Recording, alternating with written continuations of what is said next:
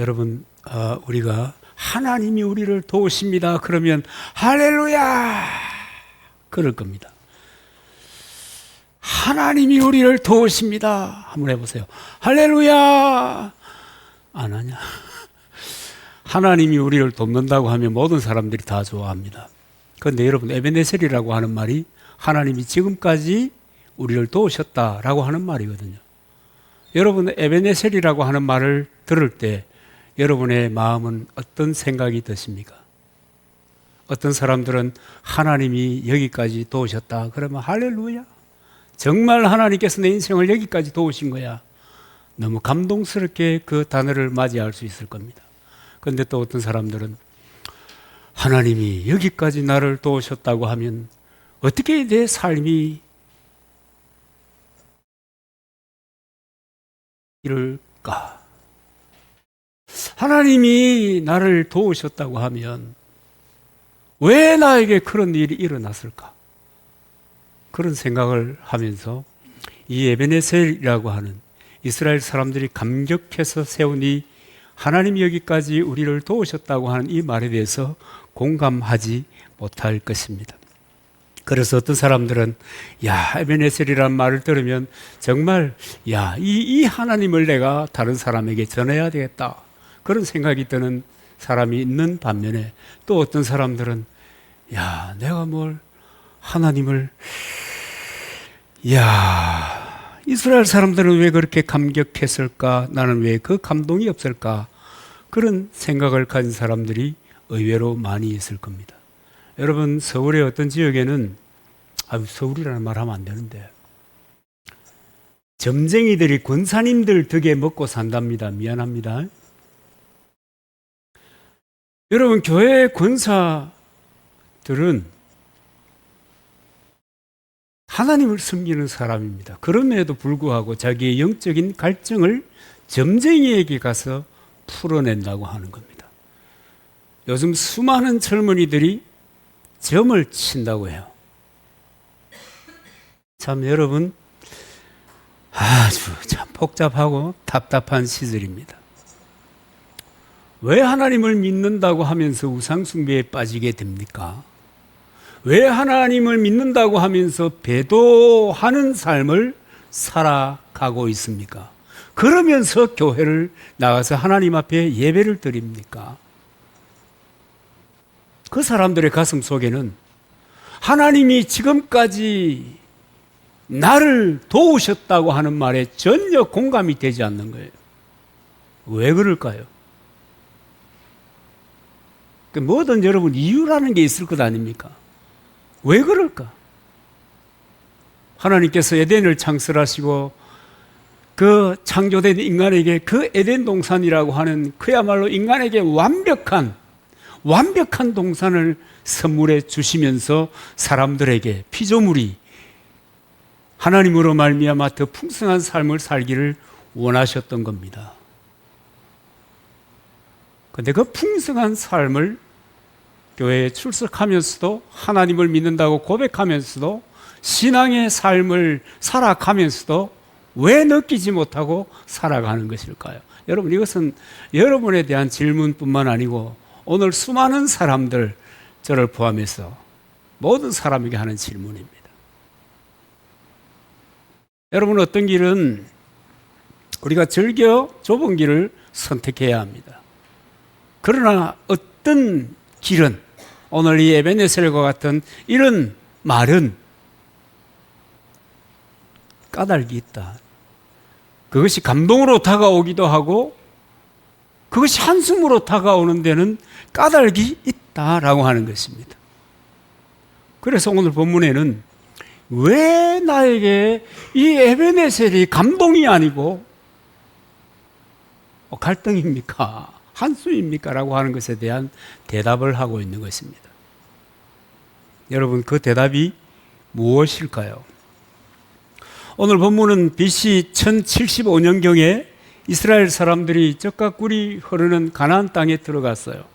이제는 노예에서 자유인이 되어가지고 자기가 일한 대로, 노력한 대로, 손으로 수고한 대로 돈을 벌고 잘 먹고 잘 살고 편안해지습니다.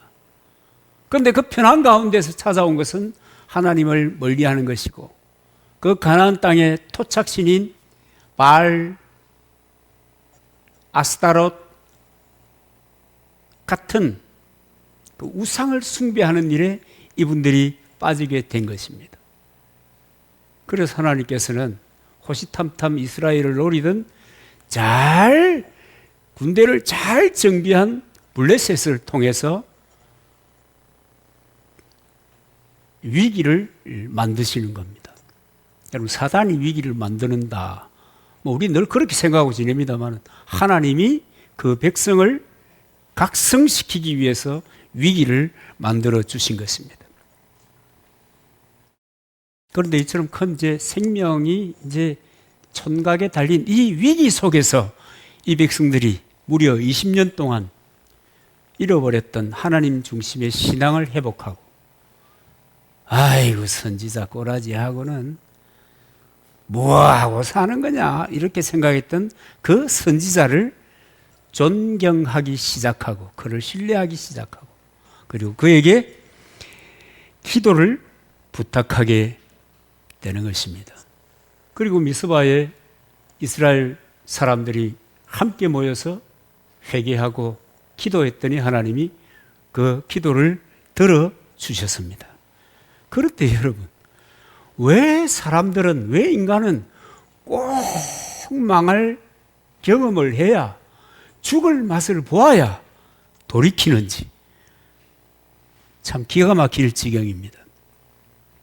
어쨌든 여러분, 그때 이스라엘 백성이 블레셋 위기에서 구원해 주신 하나님을 이제는 잊어버리지 않겠다. 이전처럼 불순종을 반복하지 않겠다. 그러니까 하나님의 도우심을 뼛속까지 새기겠다. 그래서 이 에베네셀이라고 하는 기념비를 세우게 되는 것입니다. 여러분도 그런 생각 해보셨어요?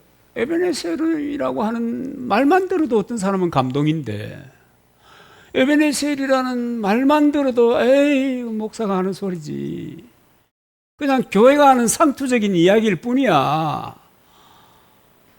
그렇게 들려오는 사람들이 있다는 겁니다. 하나님의 인도하심에는 뭐가 있다는 거예요? 차이가 있다. 하나님의 도우심에는 차이가 있다.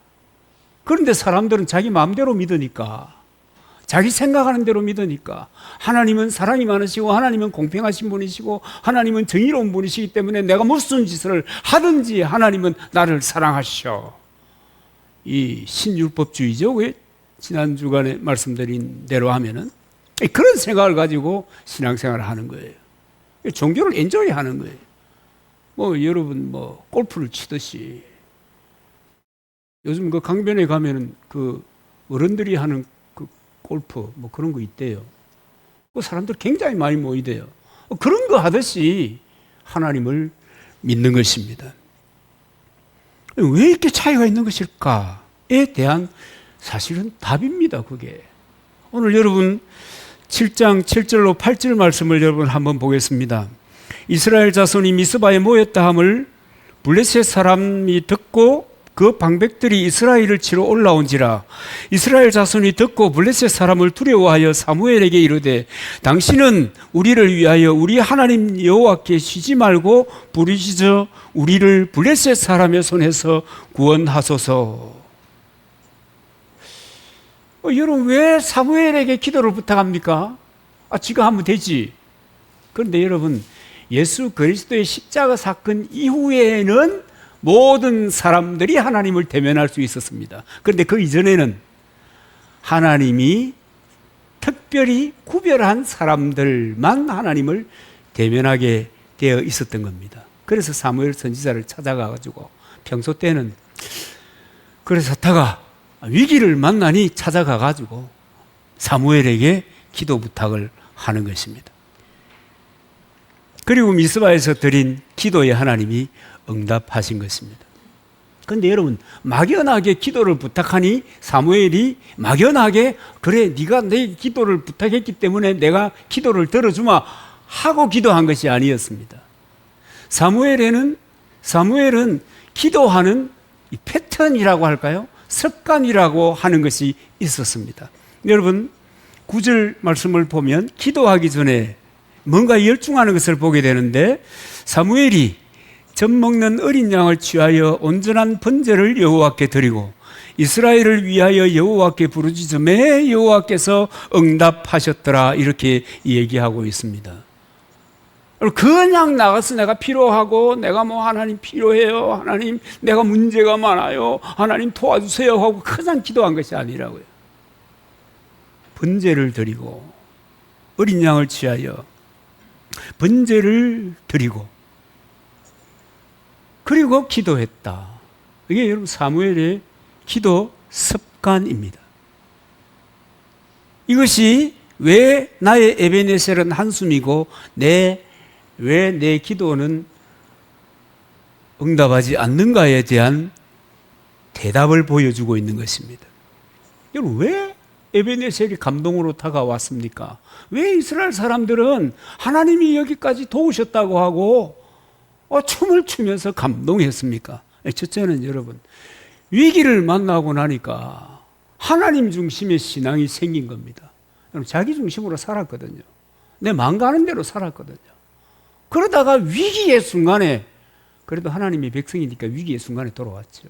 하나님 중심으로 신앙이 회복되고, 하나님 중심의 신앙이 회복되니까 선지자를 신뢰하기 시작하는 겁니다. 그 다음에 미스바의 기도 집회인데, 이 기도 집회를 하기 전에 사무엘이 먼저 한 행동이 뭐냐면 온전한 번제를 드렸다, 그리고 기도했다라고 하는 겁니다. 그래서 이 미스바의 기도 응답은 온전한 번제, 우리말로 하면 지금 우리 시대의 말로 하면 예배와 그 다음에 기도가 하나님의 응답을 부르는 것이었다고 알려주고 있습니다. 결국 여러분 이런 겁니다. 하나님께 순종하면, 여러분 하나님께 순종한다는 말의 의미를 아십니까? 말씀에 순종하면 그 말입니다. 말씀이 육신이 되어 우리 가운데 거하심에, 기억하십니까? 예수님께 순종한다는 것은 말씀에 순종한다는 것입니다. 결국은 하나님께 순종하며 율법을 지켰다는 것, 그리고 기도했다는 것. 그래서 여러분 미스바의 이 기도 집회가 성공한 겁니다. 응답을 받게 된 것입니다. 여러분 온전한 번제라고 하는 것은 하나님 앞에 희생제물을 드리는 것입니다. 이 번제는 아침과 저녁에 드리는데 상번제라고도 얘기하죠. 그래서 이 번제는 날마다 내가 하나님 앞에 온전하게 헌신합니다 라고 하는 이 고백이기도 합니다. 날마다 이스라엘 사람들이 이렇게 일상적인 이 번제를 드렸습니다. 아침과 저녁에. 그로 인해서 날마다 하나님과의 관계를 돈독하게 하는 겁니다. 여러분 하나님과의 관계가 중요해요. 우리는 사람들과의 관계가 중요한가 이렇게 생각하는데 그건 두 번째고요. 하나님과의 관계가 온전해지면 사람들과의 관계가 회복이 되고 좋은 관계가 만들어지는 겁니다. 그런데 이스라엘 사람들이 번제라고 하는 것을 통해서, 날마다 드리는 번제라고 하는 것을 통해서 하나님과의 관계를 온전하게 만들어 갔던 것입니다. 사무엘은 이렇게 번제를 드린 다음에 하나님과의 관계를 친밀하게 한 다음에 그 다음에 기도했다. 잠언에 보면 율법을 떠난 사람의 기도는 가정하다. 제가 여러 번 인용을 했기 때문에 구절을 생략합니다만 하나님과의 관계가 먼저입니다. 여러분 생각해 보세요. 때를 쓴다고 됩니까? 나는 내 인생을 내 마음대로 사는데 하나님 알아서 하세요. 나는 내 인생입니다. 내 마음대로 살겠습니다. 그런데 어려움 만났다고 기도할 때마다 하나님이 아이고 그래, 이런 하나님이 아니단 말이에요. 여러분 그런 하나님이라면 사랑의 하나님도 아니에요. 멍충한 멍충이 하나님이 되는 거예요. 그러지 않겠습니까? 오늘로 말하면은 헌신의 마음으로 드리는 예배, 그리고 간절한 기도가 하나님을 감동시켜서 미스바의 역사를 이루어냈다라고 하는 것입니다. 결국은 하나님께서 지금까지 나를 도우셨다라고 하는 이 에베네셀의 감동이 왜 전달되지 못했는가? 한숨인가? 왜 그것이 오히려 배도의 길을 가게 하는 것이 되었는가? 라고 하는 데 대한 대답입니다. 여러분, 그 감동으로 오게 되는 이유를 이제 우리 아시겠습니까? 여러분, 그것은 단순히 구약의 이야기일 뿐만 아닌 것입니다. 그래서 여러분, 예배가 중요한 거예요. 예배 받다 뭐 그렇게 얘기하는데, 여러분, 예배는 나를 드리는 거예요. 내 삶을 드리고 내 마음을 드리고 내 물질을 드리고 온전한 헌신을 드리는 것이 예배입니다. 그런 관계 속에서 기도했다. 여러분, 그것이 에베네셀이라고 하는 말을 들을 때 내 마음 기쁨이 되고, 정말 그래서 정말 하나님은 에베네셀의 하나님이야, 나를 도우시는 하나님이야, 이렇게 되는 것입니다. 그래서 여러분, 이런 좋은 신앙의 습관이 결국은 에베네셀이라고 하는 이 말의 의미의 기초가 되는 것입니다. 10편 50편 14절 15절에도 보면 감사로 하나님께 제사를 드리며 지극히 높으신 자에게 내 서원을 갚으며 환난 날에 나를 부르라. 내가 너를 건지리니 내가 나를 영화롭게 하리로다. 이렇게 기록하고 있습니다. 환난을 당해도 제사를 드리고 서원을 갚고 그리고 기도하면 하나님이 응답하시고, 이런 응답을 경험한 사람들이 뭐 어떻게 한다는 거예요? 하나님을 영화롭게 한다는 거예요. 하나님의 그 도우심을, 하나님을 만나는 그런 경험이 없으면 하나님을 영화롭게 할 수 없어요. 여러분, 우리 육신의 생각과 결심으로 하나님을 영화롭게 한다는 것은 불가능한 일입니다. 그래서 여러분, 날마다 성령 충만해라. 술 취하지 말고 성령 충만해라. 그리고 하나님을 가까이 함이 내게 복이라 마르고 닳도록 얘기하는 까닭이 거기에 있는 것입니다. 내 의지로 되는 게 아니거든요. 그럴 때 하나님께서 내게 성령을 주시고 내 마음을 감동해 주시고 내 옛사람의 그 욕망이라고 하는 것을 제한하시고 하나님의 말씀과 더불어 주님과 친밀한 삶을 살아갈 수 있는 겁니다. 여러분, 그렇게 살면 정말 에베네셀이라는 그 말이 언제 들어도 기분 좋고 흐뭇합니다. 정말 만나는 사람마다 이 에베네셀의 하나님을 이야기하면서 살아갈 수가 있는 것입니다. 여러분, 우리가 이런 삶을 살아야 되는 거 아니겠습니까? 그죠? 하나님과 친밀한 관계를 가지고, 우리도 여러분 그렇잖아요. 저도 때때로 이제 톡으로, 요새는 뭐 톡으로 전부 다 연락이 오대요.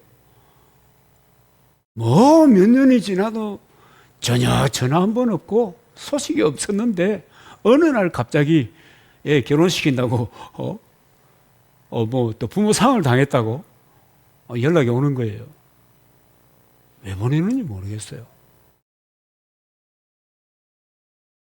평소에 관계도 없는데 무례한 거잖아요. 그죠? 여러분, 인간관계 속에서도 그건 무례한 일이거든요. 그런데 여러분, 하나님 앞에서도 마찬가지예요. 내가 힘들 때마다 주야 부르짖으라 그랬지, 입을 넓게 열라 그랬지, 주야, 너 왜 그러니? 그러는 거예요. 너 누구야? 그러는 거예요. 내 자녀 중에 누구였더라? 이를테면 우리식으로 표현해 보면 명부를 뒤집어 보는 거예요. 이 친구가 누구였지?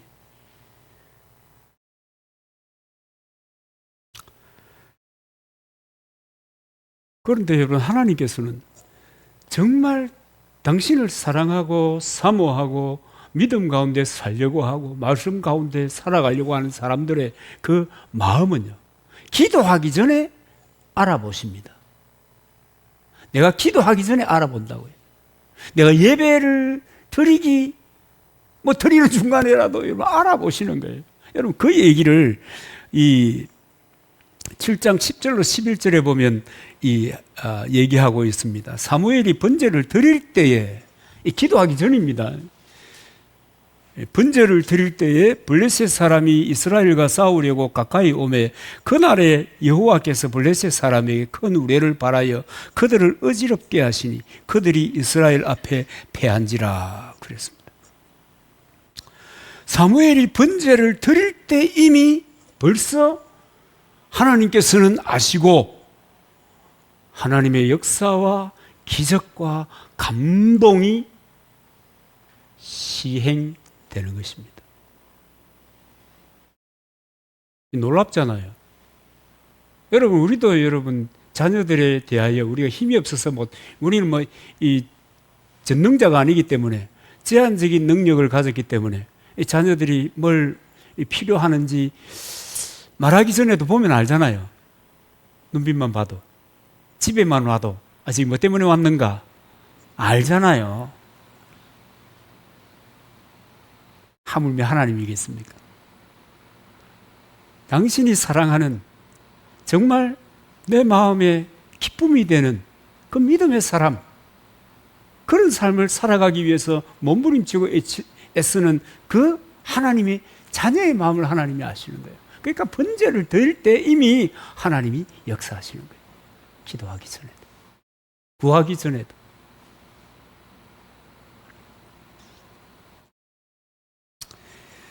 이처럼 여러분, 우리가 온 마음과 정성을 다해서 하나님 앞에 온전한 예배를 드리면 하나님이 내 기도보다 앞서서 역사하는 것입니다. 뭐가 중요합니까? 제가 뭐가 중요합니까? 이러면은 세상의 모든 것은 별로 중요하지 않습니다. 이렇게 들리는지 모르겠지만 여러분, 세상의 모든 것과 비교해서라도 뭐가 중요합니까? 내 앞에 놓인 일이 중요합니까? 내 앞에 놓인 문제가 중요합니까? 그것을 먼저 해결하는 것이 중요합니까? 목사이기 때문에 이런 말을 하는구나 그렇게 생각하면 여러분 오해하는 겁니다. 하나님의 사람들은 하나님을 하나님답게 대우하는 것이 먼저입니다. 하나님이 길을 열어주셔야 되는 거예요. 여러분, 우리가 길을 만든다는 것이 얼마나 제한적입니까? 제가 어릴 때 배운 것 중에 하나가 한 사람은 최소한 30명과의 관계를 가지고 있다 그래요. 인맥이. 그렇다 칩시다.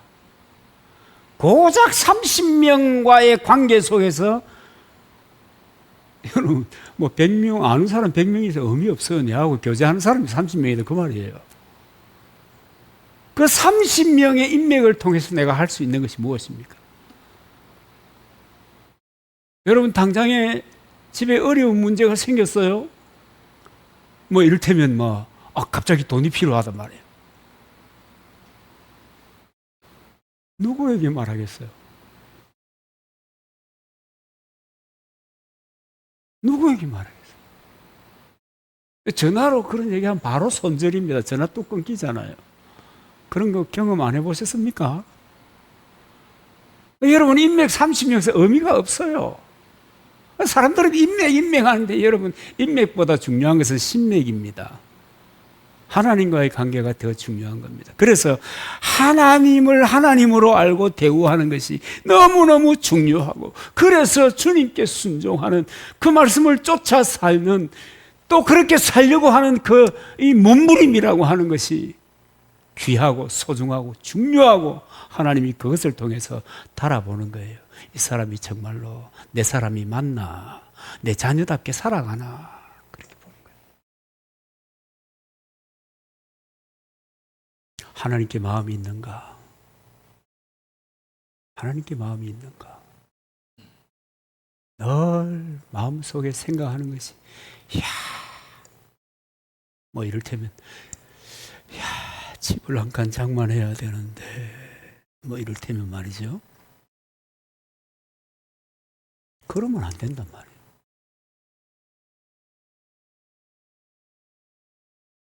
그건 이미 내 마음을 세상에 빼앗겼다 그 말이거든요. 자꾸 그게 생각나면 안 된단 말이에요. 하나님의 자녀들은 자꾸 뭐가 생각나야 돼요? 주님이 생각나고 주님의 말씀이 생각나야 되는 거예요. 그런데 늘 순서를 뒤집어 가지고 생각하는 거예요. 너무 많은 사람들이. 이를테면 내가 잘 되면 내가 이것도 하고 저것도 하리라. 아니, 내가 지금 주님과의 관계를 바르게 하고, 지금 내가 하나님께 온전하게 예배를 드리고, 그리고 지금 내가 주님과의 회복된 관계 속에서 주님께 기도하고 주님의 인도하심을 구하는, 여러분, 이게 먼저입니다. 뒤집어져 있는 거예요. 뒤집어진 삶을 사니까 이 에베네셀이라고 하는 하나님이 여기까지 도우셨다고 사람들이 감격하는데, 또 돌아서 가지고 자기는 아이고 한숨 탄식만 나오는 것입니다. 여러분, 그래서 신자에게 이 바른 예배와 기도라고 하는 것은요, 생사화복의 연결고리입니다. 생사화복의 연결고리입니다. 여러분, 하나님이 함께 하셔야지요. 하나님이 내가 구할 때 그분이 반응할 수 있어야지요. 친밀해야지요. 그렇게 하나님께서 나로 하여금 감동하게 되면 그야말로 쨍하고 해뜰날 돌아오는 겁니다. 여러분, 소년 다윗이 골리앗을 이겨요. 하나님이 함께 하시니. 그렇잖아요. 하나님이 함께 하시니. 그런가 하면 하나님이 함께 하시니 홍해가 갈라지는 거예요. 홍해가 갈라진다고요. 여러분, 여리고 성도 무너진다고요. 소년이라도 큰 일을 일으키는 거예요. 자기 민족이 해결하지 못한 문제를 해결하는 거예요.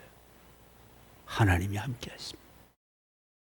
여러분, 평소에 우리가 하나님과 더불어 하나님과 친밀하게 살아간다면 이 에베네셀이야말로 우리에게 기쁜 소식입니다. 복음입니다. 그렇지 않아요? 하나님이 지금까지 도우셨다. 그것은 뭐예요? 지금도 도우시고 앞으로도 도우신다.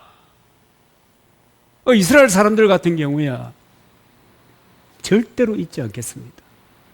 이제는 뼛속까지 주님의 도우셔서 이 위기에서 구원해 주신 것을 내가 기억하겠습니다. 하나님을 떠나지 않겠습니다.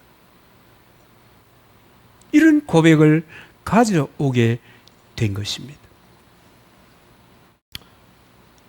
7장 12절에 보면 사무엘이 돌을 취하여 이 에베네셀 돌을 세운 곳이 어디냐면 미스바와 센 사이에 세워 가로되 그랬습니다. 미스바와 센 사이에 그 기념돌 에베네셀 돌을 세워서 여호와께서 여기까지 우리를 도우셨다고 했습니다. 여러분, 미스바와 센 사이 왜 여러분 하필이면 여기 세웠을까요? 우리는 이제 그렇잖아요. 좋은 일이 있어도 쉽게 잊어버려요. 별로 안 좋은 일이 있어도 너무 쉽게 잊어버려요. 이 과거의 역사가 어찌됐든 앞에 관계없어. 오늘 이것이 중요한 것이요. 맞아요. 오늘이 중요하죠. 이전 것은 기억하지 말라. 주님이 하신 말씀이잖아요. 보라, 새 것이 되었도다. 새 피조물이 되었도 주님이 하신 말씀이잖아요. 그런데 여러분, 기억할 건 기억해야 돼요. 미스바와 센 사이에 기념비를 세우신 것은 20년 전에 블레셋 사람에게 참패한 것입니다. 자기가 완전히 신앙의 실족과 상실을 경험했던, 도대체 하나님 왜 침묵하십니까? 라고 항변하면서 죽어갔던, 어려움을 당했던 그 자리에, 그곳에 기념비를 세운 겁니다. 여러분, 이 의미가 뭐라고 생각하십니까? 하나님은 내가 패배한 그곳에서 다시 일어서기를 원하시는 것입니다. 그래서 패배의 자리를 승리의 자리로 만들어서 그곳에 기념비를 세워주신 것입니다. 다시는 넘어졌던 곳에, 다시는 패전했던 곳에 다시 무너지지 않고 실패하지 않고 불행을 당하지 않겠다. 이렇게 해서 그곳에 기념비를 세우게 된 것입니다. 여러분, 우리 인생의 삶이라고 하는 것은 돌아보면 정말 힘듦이고 아픔이고 고통이고 어찌 보면 불행이고 그런 그 굴레에서 벗어나지 못하고 살았다고 하더라도 하나님이 나와 함께 하시면 여러분 그것이 변하는 거예요. 많은 사람들이 이제 나이가 들면 반드시 병들게 되어 있어 확신을 하고 있습니다. 그잖아요. 나이 들면 힘들어져, 병들어, 괴로워져, 인생은 날마다 초라해질 거야. 내가 노후를 준비하지 아니하면 그 노후는 정말 참담해. 지금 여러분 요양병원 요양원 시설도 많이 문 닫고 있습니다. 그러면 갈 요양원도 없어. 이거 어떡하지? 그러나 여러분 그런 상황도 주님이 바꿔주시는 것을 믿으시기 바랍니다. 모세가 120살 살았다고 하니까 그 시대의 모든 사람이 120살 산 게 아니에요. 두 눈이 시퍼렇게 해가지고 주님이 불러가셨다 그러니까 그런 거 아니에요. 하나님이 하시는 겁니다. 우리는 질병을 바라볼 것이 아니고 과거의 실패를 바라볼 것이 아니고 과거에 내가 넘어졌던 그것을 다시 바라볼 것이 아니고 그것을 통해서 승리하게 하시는 하나님을 바라보아야 되는 것입니다. 그것을 위해서 여러분 나의 알물, 내 이 믿음의 지식을 교정해야 돼요. 교정. 막연하게 내가 필요할 때는 아버지 그런 것이 아니고 평소에 상번제를 드린 이스라엘 이 사무엘 선지자처럼 하나님께 온전히 드리는 예배의 삶을 통해서 주님과의 친밀함을 가지고 사는 겁니다. 여러분 이것이 중요합니다. 날마다 주님과 친밀한 삶을 살아갈 때 아버지 하면 그래 네 마음 안다. 내가 어떻게 너의 마음을 그냥 지나치겠냐. 여러분 이러는 것입니다. 그래서 여러분 어떤 일이 있어도 하나님을 기억하고 하나님이 뭐라고 말씀하시는가에 귀를 기울이고 마음을 열어야 되는 겁니다. 여러분 우리 러시아가 나온 문호 솔제니친을 잘 알고 있습니다. 이 러시아의 혁명이 공산혁명이 진행될 때 1920년대죠. 그때 솔제니친은 아직 어린 아이였습니다. 그런데 러시아가 공산혁명을 진행하면서 그 50년 동안에 자그마치 여러분 6천만 명이 살해당했습니다. 공산주의에서. 그 6천만 명이 살해된 가운데 가장 여러분 우선순위 첫 번째가 종교 지도자, 그 다음에 신앙 깊은 사람, 노 안 하고 난 예수 따라 살래 하는 사람부터 지식인 등등등 6천만 명이 죽었다고요. 공산화가 되고 난 다음에. 여러분 이 역사 간과해서는 안 됩니다. 그리고 이 솔제니친은 어렸을 때부터 도대체 왜 그렇게 끔찍한 일이 하필이면 우리나라 이 러시아에서 일어나게 됐는가 하고 생각하기 시작했고요. 평생 동안 그 문제 도대체 왜 그런 일이 일어났을까라고 연구를 했다고 합니다. 그리고 1983년에 미국의 템플턴 대학에서 강연을 하면서 이 솔제니친이 이런 얘기를 합니다. 나는 그 끔찍한 공산혁명이 왜 러시아에서 일어났는지 생각하고 또 생각했습니다. 그리고 드디어 그 해답을 얻었습니다. 그 이유는 러시아인들이 하나님을 잊어버렸기 때문입니다. 라고 결론, 자기의 평생의 연구를 발표한 겁니다. 하나님을 잃어버렸기 때문입니다. 여러분 너무 우리 그리스도인들이 제가 지난번에도 그런 얘기했죠. 우리나라가 왜 이렇게 어려움을 당했냐? 왜 이 우리나라는 여러분 지도자를 하나님이 세우는 거 아니에요? 하나님 세우는데 왜 이런 왜 이렇게 어렵게 됐냐? 나라가 지금 심각하거든요. 여러분 생각보다 훨씬 심각합니다. 국내에는 뉴스가 잘 안 나오지만 외신은 늘 보내는 거잖아요. 심각합니다. 어떤 교수님도 그런 얘기를 하더라고요. 경제학 전공이죠. 아니 6개월 만에, 다른 사람은 5년 동안 망하려고 애를 써도 안 되는 것이 6개월 만에 이렇게 말아먹을 수가 있나. 제 얘기 아니고 경제학자의 얘기입니다. 어렵거든요. 왜 이렇게 어렵게 됐냐는 거예요. 뭐 여러 가지 원인을 찾는다고 사람들이 나서고 있습니다만은, 한국의 그리스도인이 1000만에 이를 때부터 적극적으로 균열이 생기기 시작했다는 거 아니겠습니까? 결국은 원인이 뭐냐? 그리스도인들이 하나님을 잊어버렸다. 그래서 위기가 시작이 됐다. 저는 그렇게 봅니다. 그저 언제 얘기하지 않던가요?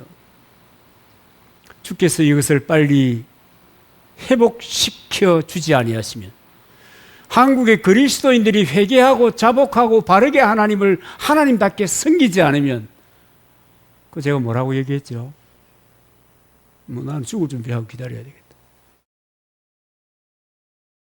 죽을 준비하고 기다려야 돼.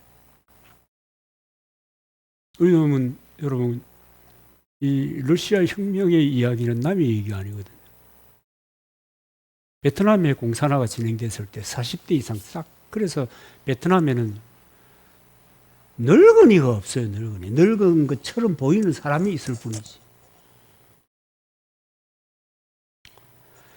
신명기 8장 18절에 보면 모세가 이렇게 하나님의 말씀을 대언합니다. 내 하나님 여호와를 기억하라. 그가 내게 재물 얻을 능력을 주셨음이라. 우리는 늘 이런 거 생각합니다. 하나님이 재물 얻을 능력을 주셨다. 이거만 생각하는 거예요. 여호와를 기억하면 능력이 생긴다는 거예요. 여호와를 잊어버리면, 하나님의 법도를 잊어버리면 어떻게 되겠어요?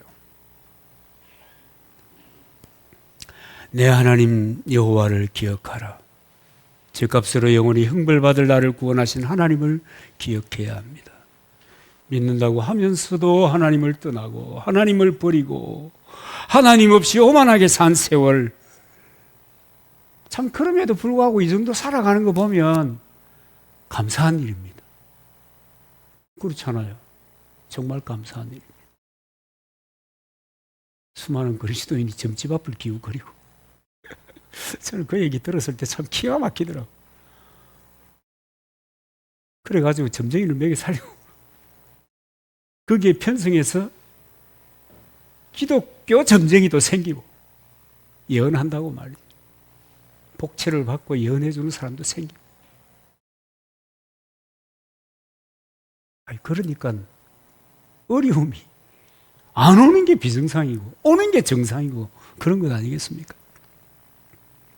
그러니까 그런 상황 속에서 이 정도 사는 것은 하나님의 은혜다. 저는 그렇게 생각합니다. 은혜다. 만약에 내가 억지를 간다고 해서 하나님께서 왕창 나를 망하게 만들면, 내가 꼼짝도 못하는 산소호흡기나 메고 사는 식물인간으로 만들어 놓았으면 어쩔 뻔했어요. 그런데 이렇게 건강하게, 또 참 아쉬움이 많지만 이렇게 살아갈 수 있도록 해주신 것은 여러분 참 감사한 일이죠. 여러분 역사를 봐도 성경을 보아도 하나님을 잃어버린 사람, 하나님을 은혜를 잊고 사는 사람, 다른 말로 하면 불순종의 사람들을 일일이 열거하지 않아도 그들의 인생, 그들의 가정, 그들의 국가, 기업, 여러분 불행했습니다. 여러분 우리는 하나님이 주인 되심을 확실히 믿고 그분의 말씀을 따라 섬기며 살아가는 것이 비록 좁은 길이라고 하더라도 여러분 그 길로 가야 될 줄로 믿습니다. 그래야 삽니다. 그래야 변화라는 것을 경험할 수가 있습니다. 이 에베네셀 얘기를 들을 때마다 주여 그렇습니다. 주께서 인도하셨습니다. 감동하며 살아갈 수가 있는 것입니다. 이제로부터 정말 여러분 에베네셀이라고 하는 이 단어가 감동으로 다가오게 되는 그런 삶을 우리가 살았으면 좋겠습니다.